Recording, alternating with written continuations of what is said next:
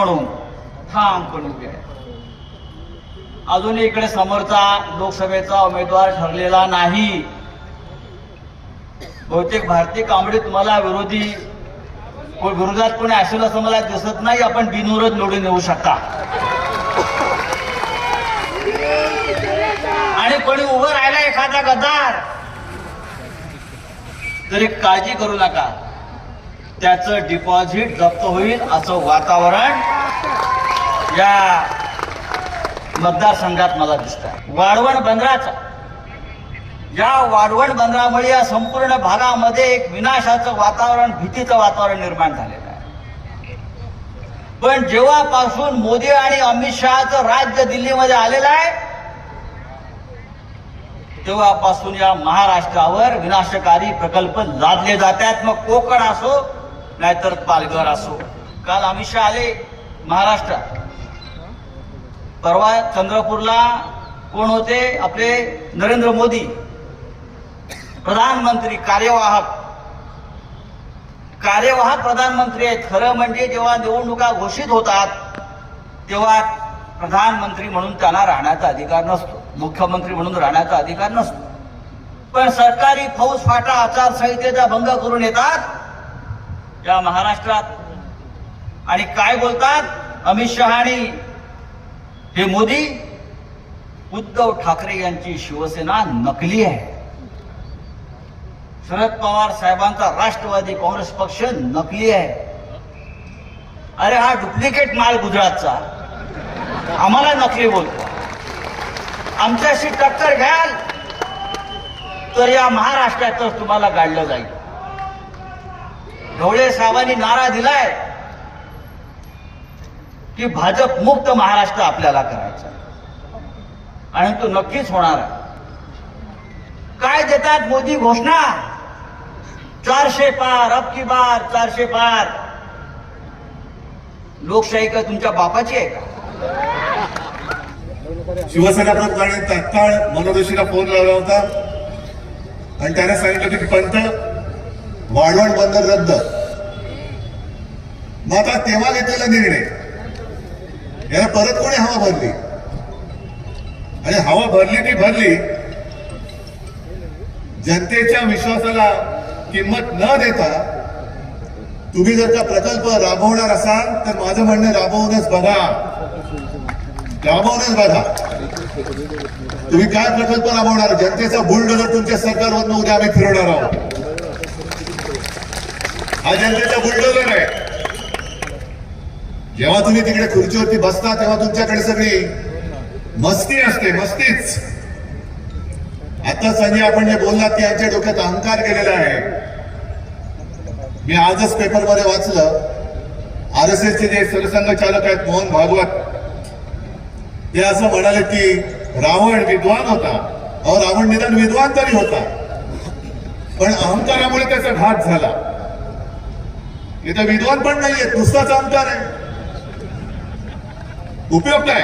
रावणाचा वध हा प्रभू श्रीरामचंद्रांनी केला, पण तरी देखील रावण विद्वान होता असं मोहनजी भागवत म्हणतायत. पण तुम्ही जे बसलेत तिकडे ते विद्वान पण नाहीये. बरं, वाढवण बंदर नक्की कोणासाठी करताय? काय विकास होणार आहे? कोणाचा विकास होणार आहे? इथे माझ्या समोर बसलेले आहेत त्यांच्यापैकी किती जणांना रोजगार मिळणार आहे? आणि विकास जर का मोदीजी तुम्हाला वाटत असेल की आता निवडणुकीच्या तोंडावरती तुम्ही आलात, येतील आणि हात जोडून सांगतील भाई और बहनों, मेरा और पालघर का बहुत पुराना रिश्ता है. सांगू शकतात कारण कुठून यांचे रिश्ते काढतील हे सांगता येत नाही. रिश्ते है ठीक आहे, लेकिन रिश्ता कोण निभाएगा? रिश्ता है तो रिश्ता निभाव. नुसतं मोदी परिवार म्हणून चालणार नाही. मोदीजी तुमच्या परिवारात तुम्ही आणि तुमची खुर्ची दोघं जण आहात, दुसरी परिवार कोणीच नाहीये. तुम्हाला एक कट्टर लढवई कार्यकर्ती भारतीताई दिलेली आहे. उद्या ती लोकसभेत जाणार, तुमच्या आशीर्वादाने नक्की जाणार.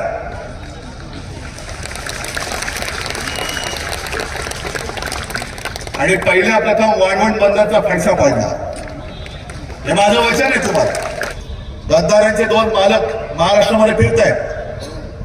कोण गद्दार तुम्हाला माहिती आहे आणि मालक कोण तेही माहिती आहे. सरळ उघड सांगतो.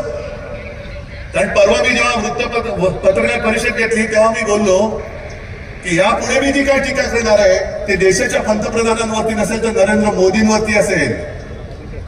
कारण देशाच्या पंतप्रधानांचा मी कधी अपमान करणार नाही, करू शकत नाही, करू इच्छित नाही. पण निवडणुकीमध्ये जर का ते येऊन एक तर तुमचा संबंध काय महाराष्ट्राशी, महाराष्ट्राच्या बाहेरचे आहात तुम्ही, आणि महाराष्ट्रामध्ये येऊन जी शिवसेना प्रमुखांनी भूमिपुत्रांच्या न्याय हक्कासाठी स्थापन केली, तिला जन्म दिला, त्या शिवसेनेला तुम्ही नकली म्हणता. अरे नकली शिवसेना म्हणाले ती काय तुमची डिग्री आहे की काय?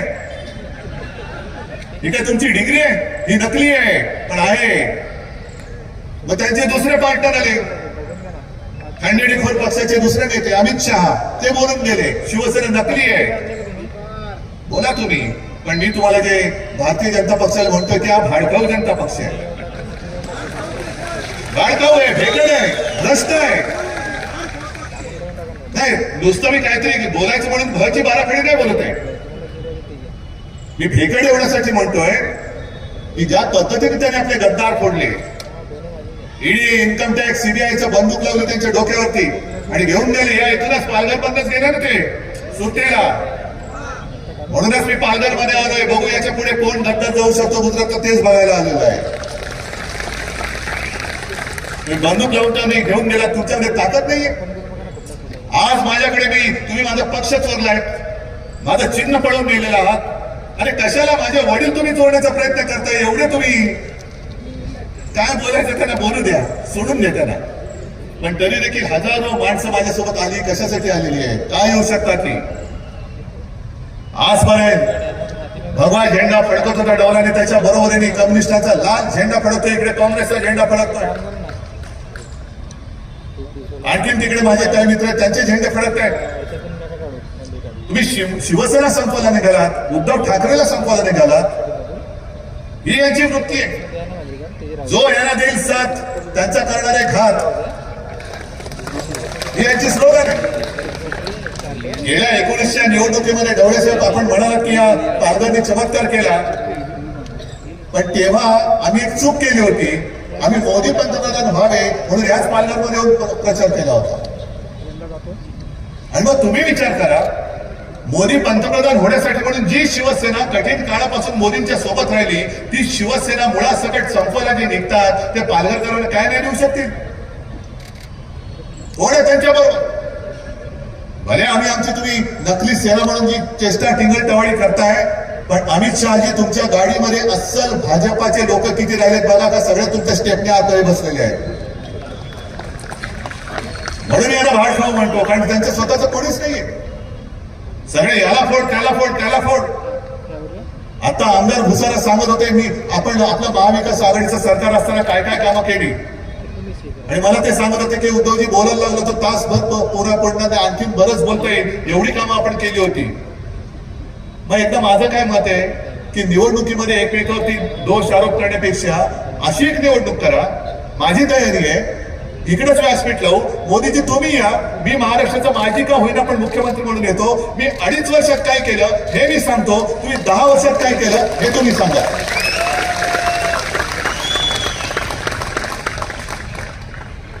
नुसतं आपली टीका करायची.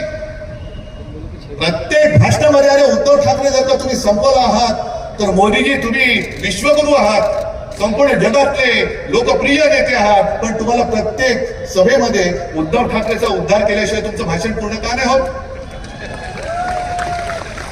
अमित शहा तुम्ही देशाचे गृहमंत्री आहात, आता होतात म्हणायला पाहिजे, कारण आता त्यांचं संपलं काम.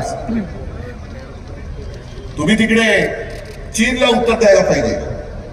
जो चीन अरुणाचलमध्ये घुसतोय, लेह लडाख मध्ये घुसतोय, इकडे त्या तिकडे शेपटे घालतात. चीन घुसला तरी चालेल, पण उद्धव ठाकरे संपला पाहिजे. संपवा, माझं आव्हान आहे, उद्धव ठाकरेला संपून दाखवा. हे सगळे उद्धव ठाकरेचे प्रेमी माझ्या समोर बसलेले आहेत, महाराष्ट्रभर पसरलेले आहेत. तुम्हाला आम्ही निवडून दिलं होतं ते चीन, पाकिस्तान वगैरे जे देशाचे शत्रू आहेत त्यांना संपवण्यासाठी दिलं होतं. पण देशाचे शत्रू मोकाट आहेत, त्यांच्याकडे बघायला सुद्धा तुमची काय हवा टाईट होते. घाबरतात, पण इकडे फणा काढून बसतात आणि तिकडे शेपट्या घालून फिरतात. हा तुमचा भाडपाऊ जनता पक्ष नाही तर तो दुसरा कोणता जनता पक्ष? ना खाऊंगा ना खाणे दूंगा. डवळे साहेब आपण बोलत ते बरोबर आहे. आणि मला खरंच बरं काय वाटतंय की ग्रामीण भागात कुठेही जा, प्रत्येक जणाला विचारलं की तुम्ही मत कोणाला देणार, ते सांगतात यावेळेला काही हो, भाजपला आम्ही मत देणार नाही, मोदींना तो अजिबात देणार नाही. आणि महत्वाचा मुद्दा जो प्रचारातला आहे, प्रचारातला म्हणण्यापेक्षा लोकांच्या मनातला आहे, तो प्रश्न मी तुम्हाला विचारतो. तुम्हाला देशात सरकार पाहिजे ना, हो की नाही? मग तुम्हाला मोदी सरकार पाहिजे की भारत सरकार पाहिजे? पण ते तर जाहिरात करतात मोदी सरकार. हे तुम्हाला सिद्ध करून दाखवावं लागेल. म्हणजे जो आपल्या देशाच्या सरकारला स्वतःचं नाव लावतो तो उद्या माझ्या देशाचं नाव बदललं तर काय करू शकाल तुम्ही? हा भारत माझा देश आहे, भारत माता माझी माता आहे. मोदीजी तुमचं नाव तुमच्या दाराच्या पाठीवर लावा, माझ्या देशाच्या पाठीवरती तुम्हाला लावता येणार नाही. काय तुम्ही आता उद्या पंतप्रधान पदावर उतरल्यानंतर कदाचित तुम्ही झोडी आटून जाल कुठे गुहेत, तर गुहेच्या बाहेर लावा, नाही तर गुजरातात परत गेल्यानंतर तुमच्या दाराच्या बाहेर मोदींचं नाव लावा. पण माझ्या देशाच्या सरकारवरती मोदी नाव पुन्हा लावता कामा नये, येता कामा नये. अरे 140 कोटीचा हा देश, एक माणूस सगळ्यांना गुलाम बनवू शकतो. एक माणूस जणू काही स्वर्गातून अवतरलेला आहे आणि तुम्ही माझे गुलाम आहात, अशा पद्धतीने राजवट तो चालू शकतो. आणि आम्ही काय नेबड्यासारखे पुन्हा एकदा पुन्हा एकदा पुन्हा एकदा अबकी बार बार बार काय ना अबकी बार भाजपात तडीपार करून टाकाय ना. घराण्याशाहीवर ते आमच्यावरती आरोप करतात. अरे मी तर नेहमी सांगतो की मला अभिमान आहे माझ्या आई वडिलांचा, मला अभिमान आहे आणि मी तयार आहे. जसं मोदींना मी सांगतो एका व्यासपीठावरती येऊन तुम्ही तुमच्या 10 वर्षाचा हिशोब मांडा, मी माझ्या 2.5 वर्षाचा मांडतो आणि लोकांवरती सोडा. मग ईव्हीएम मध्ये खेळ नाही करायचा, ईडी इन्कम टॅक्स सीबीआय नाही लावायचा. लोकांना निर्णय घेऊ द्या, माझी तयारी आहे. एक तर लोक तुम्हाला घरी पाठवतील, नाहीतर लोक मला घरी पाठवतील. मला मंजूर आहे, जनतेचा फैसला मला मंजूर आहे. पण सगळीकडं जणू काही हे ईडी इन्कम टॅक्स सीबीआय वाले घरगडी आहेत. अशा पद्धतीने आपल्या कार्यकर्त्यांच्या मागे लावायचं. अहो साधा तो अमोल कीर्तिकर तुम्ही येऊन बघा, चांगला तरुण पोरगा आज उभा राहिलेला आहे, तिकडनं निवडून येतो. जशी भारती ताई येते ना तसं अमोल कीर्तिकर तिकडनं निवडून येतो. पण अमोल कीर्तिकरचं नाव जाहीर झालं लगेच ईडी वाले मागे. काय दुसरं काम धंदा नाही, उद्योग नाही. लगेच अमोल कीर्तिकरला बोलवलं तिकडे ईडीच्या चौकशीसाठी. कशाला? तर कोरोना काळामध्ये आणि खिचडी घोटाळा केला. कसला खिचडी घोटाळा? अहो तुम्ही एवढे जे खाऊन बसलेले आहात निवडणूक रोख्यांचे 8,000 कोटी, हे तर काहीच नाहीये. त्याच काळामध्ये जो पीएम केअर फंड म्हणून गोळा केला होता, लाखो कोटी रुपये त्याच्यामध्ये गोळा झाले, लाखो कोटी रुपये. कोण बोलते त्याच्यावर? एक साधा माझा कार्यकर्ता त्याच्यावर तुम्ही खोटे आरोप लावता.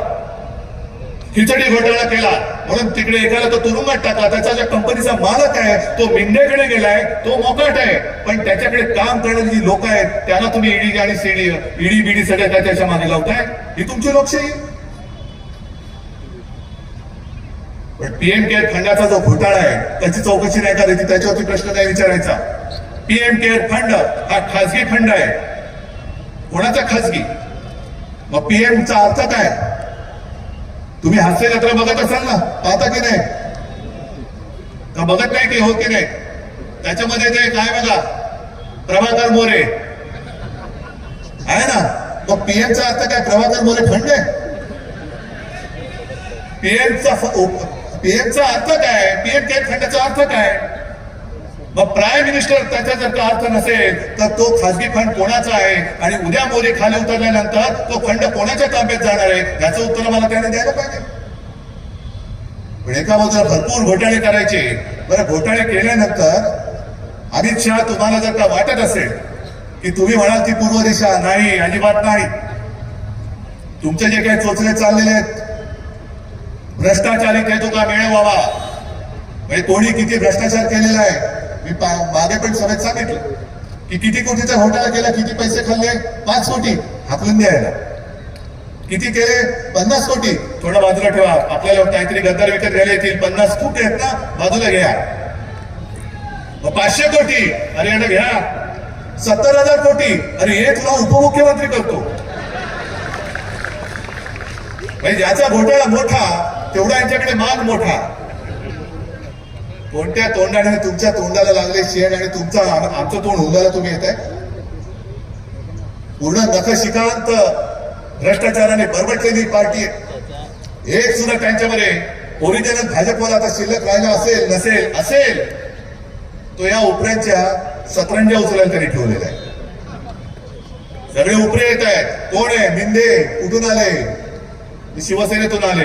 दुसरे 70,000 कोटी वाले कुठून आले? पवार साहेबांकडनं आले. एक गोष्ट तुम्हाला आता नक्की कळली पाहिजे की जी भाजपच्या लक्षात आलेली आहे. जसं काही वर्षांपूर्वी अचानक आपले मोदीजी संध्याकाळी 8 वाजता टीव्हीवरती आले होते आणि त्यांनी घोषणा काय केली होती?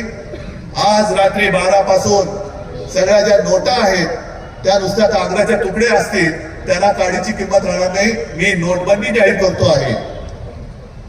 आता त्यांना लक्षात आलंय की महाराष्ट्राच्या जनतेने नाणेबंदी केलेली आहे. या महाराष्ट्रामध्ये मोदींचं नाणं चालणार नाही. इकडे ठाकरे आणि पवारांचंच नाणं वाजणार, मोदींचं नाणं वाजू शकत नाही.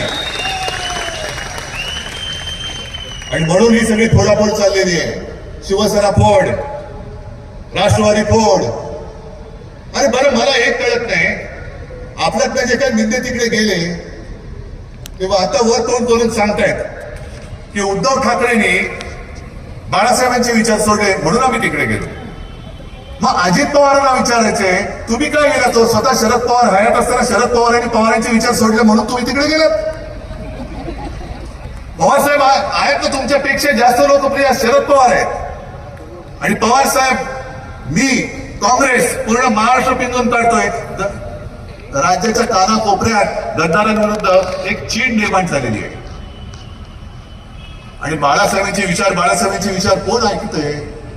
हे मिंदी जे काय पुंतात माईक वरती, हे बाळासाहेबांचे विचार नाही.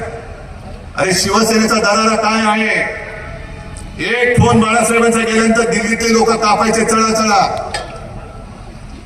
आता दिल्लीतला फोन आला का मिंद्यांची दाढी कापते चळा. हे शिवसेनेचे विचार. अरे संपून टाकलं तुम्हाला कळलंच नाही. कधी तुमच्या पायाखालची बुडाखालची सतरंजी त्यांनी काढून घेतली. अजून पालघरचा उमेदवार जाहीर करू शकत नाहीये. मिंदे स्वतःच्या मुलाची उमेदवारी जाहीर करू शकत नाहीये. मी तर 21 उमेदवार जाहीर करून टाकले, लागले सुद्धा कामाला. या इकडनं लढवई एक भारतीताई, तुमच्या मधलीच एक महिला, सर्वसाधारण महिला, ही मी उद्या लोकसभेवरती तुमच्या आशीर्वादाने पाठवण्यात गेलेली आहे.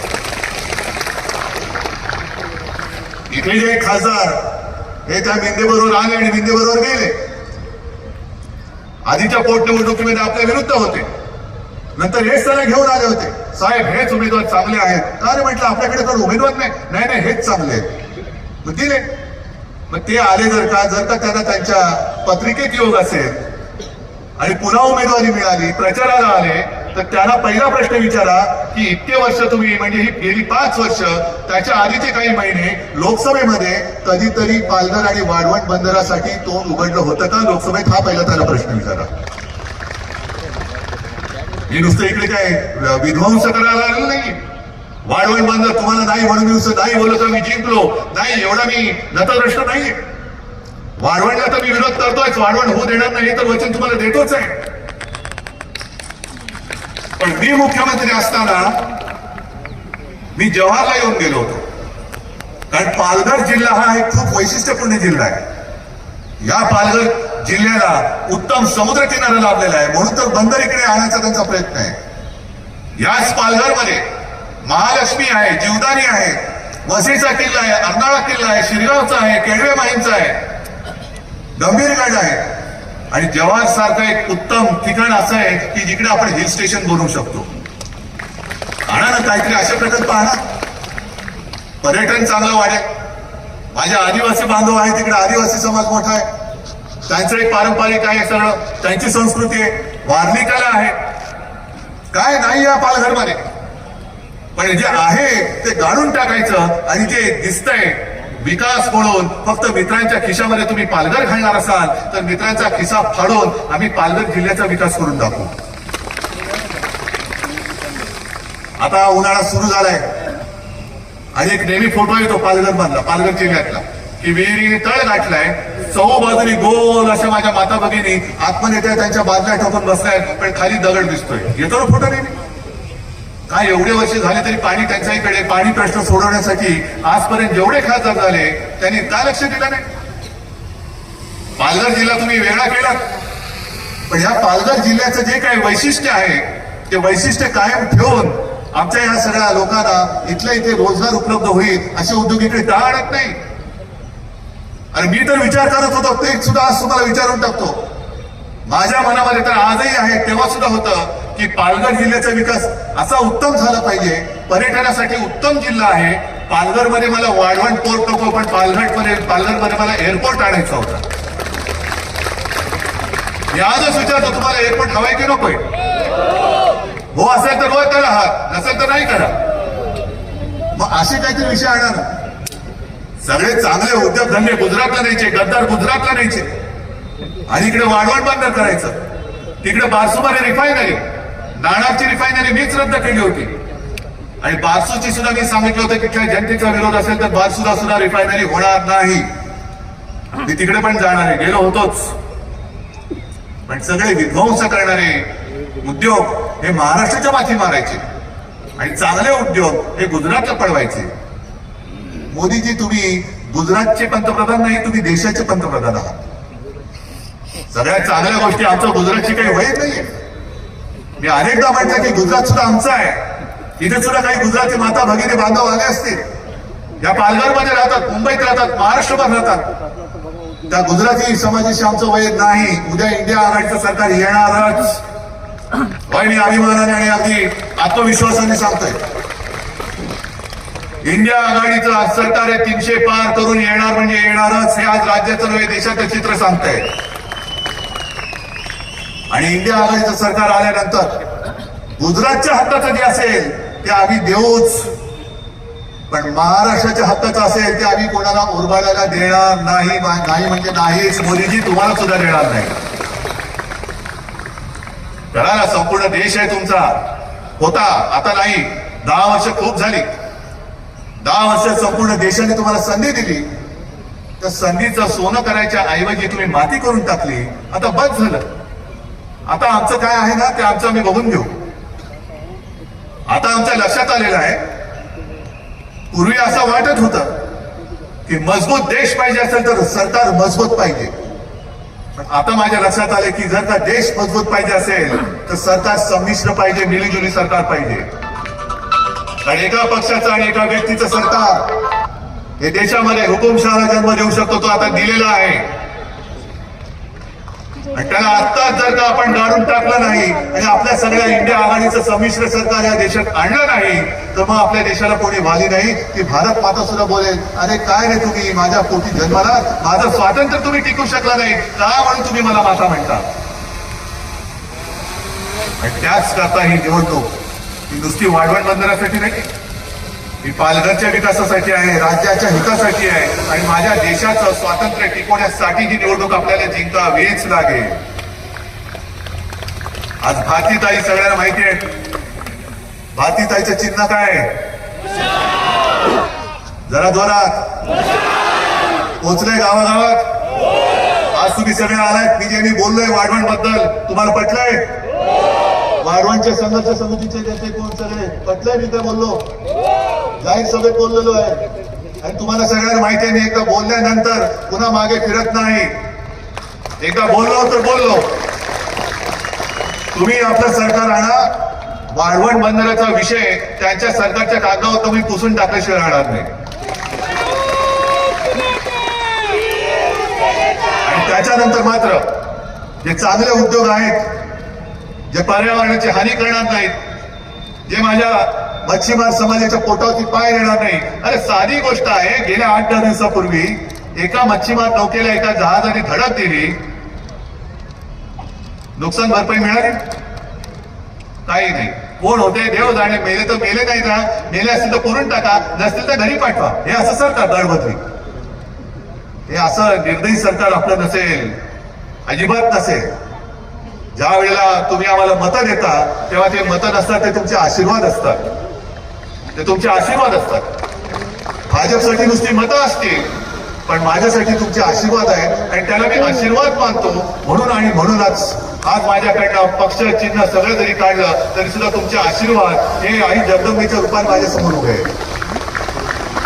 आणि हे आशीर्वाद तुम्हाला सगळ्यांसाठी, जर का पालघरचं आणि तुमच्या भावी पिढ्यांचं कल्याण करायचं असेल, हीच चालायचं असेल, आंबटगोड मैदान जरी असलं तरी आंबट भाजपला देऊन गोड तुम्हाला पाहिजे असेल,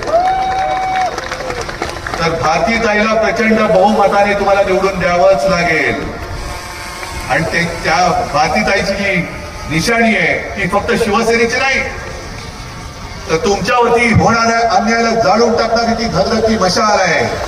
ती मशाल ज्या वेळेला पालघरमध्ये पेटेल त्यावेळेला पालघरवरती अन्याय करणारे सत्ताधारी असतील त्याच्यामध्ये जळून भस्म होतील. आणि मला खात्री आहे की हा चमत्कार 19 साली तुम्ही केलेला आहात, या वेळेला पुन्हा एकदा करून दाखवल्याशिवाय राहणार नाही. आणि तसा आत्मविश्वास बाळगून मी आपली रजा घेतो.